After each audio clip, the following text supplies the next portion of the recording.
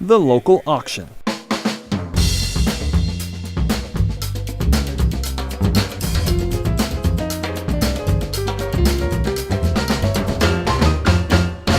Produce is trucked in daily, packed and stacked for buyers to bid on.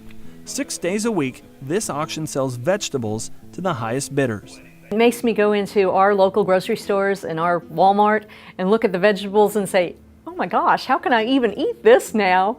Because it doesn't look as fresh, it doesn't feel as fresh, it doesn't smell as fresh. It's not as fresh as the fruits and vegetables that we were seeing in that auction. Auctions here start high, and the first one to bid gets first pick of the produce. The auction prices go down until all lots are sold or bidders quit bidding. From bid to box, much of the produce sold is then taken to a packing house for sorting, sifting, and shipping. At these packing plants, 95% of the workforce is women. Traditionally, men work as drivers or outside in jobs like construction. Produce is then put in cold storage overnight and shipped the following day. In peak times, November through January, this packing house loads between 15 and 20 trucks per day for delivery across Europe.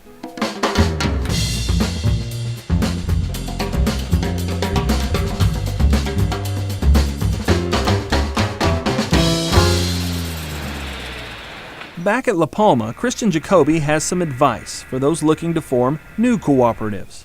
Have you emphasize on quality, and then you may survive, because otherwise you drown in the big volumes that are coming from all over Europe and North Africa together, and because you can't make this margin and to really establish a new business, to pay off your investment in the packing house facilities, to make a real profit on that.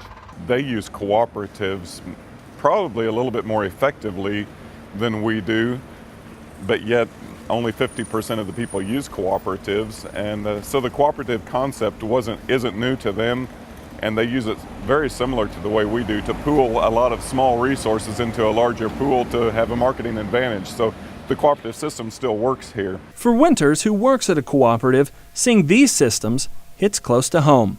As long as you're giving a fair market to the producer, then I'm a big cooperative supporter, and I think that producers need cooperatives and cooperatives need producers, and so it has to be a team effort to make a true cooperative work, and that's something that I kind of gathered that they're trying to make work here. If you don't put some restrictions towards your producers, then you end up losing them to independent businesses, and I think that's what we have seen back home.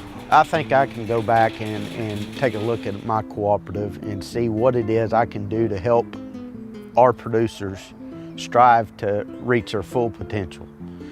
And that's something that I think cooperatives have been a little slacked on, and I think that's a focus that we need to stay on and to work to keep that team play together between the cooperative relation and the producer relation, because without one, the other one's no good.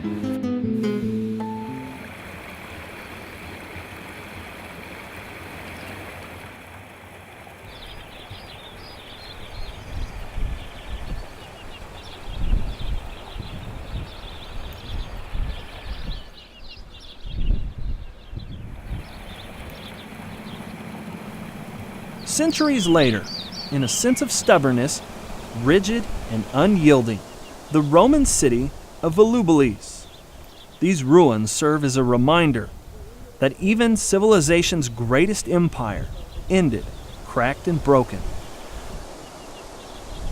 For the next generation of ag leaders, this symbolizes the frailty of success and why the lessons from that world and today's are important to learn.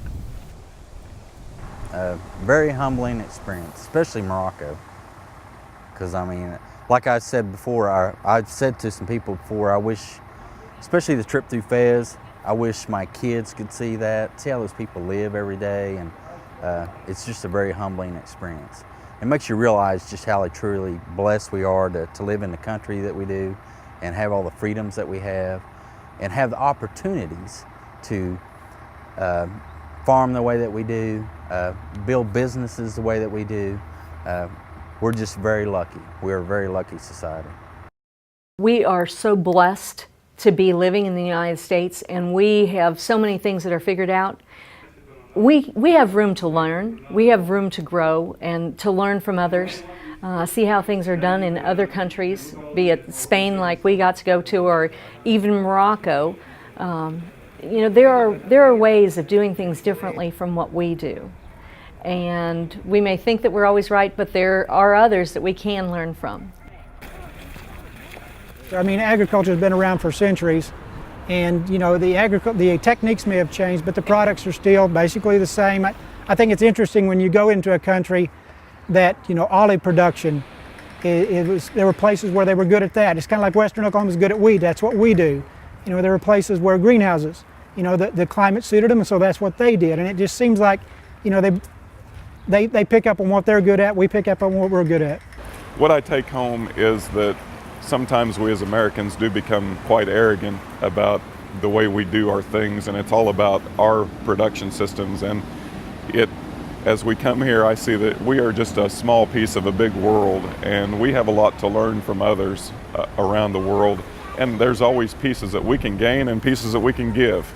I think here in Oklahoma we've become more and more ag innovative in the last 10 years. You see farmers, in particular in my position, who are asking questions about what other crops can I grow? I'm a wheat farmer, can I grow something that will diversify me and make me more money? I'm a cotton farmer, is there something else? Same question, looking for the same answers. They want to know what it's going to take for them to make a better income off of the resources they have. And I think when you go to countries like Spain and Morocco and you see the other side, you see the limited inputs, the smaller tractors, the smaller farms, and what they're doing to maximize their income, it's a little inspiring, and it's changed me. It has me looking even harder into how I can help farmers, how we as Oklahoma ag leaders can help farmers make more money and find innovative ways. If we're going to feed more people in the next 10, 20, and 30 years, the next 3 decades, we've got to find ways to make more and yet profitable crops off an acre. I have no doubt in American agriculture in Oklahoma that we can feed the world. Can we do it at a reasonable profit with the reasonable resources and input that it's going to take to be sustainable? I think so. In a class like this, and the ideas that we gather as we go around the world help us do that.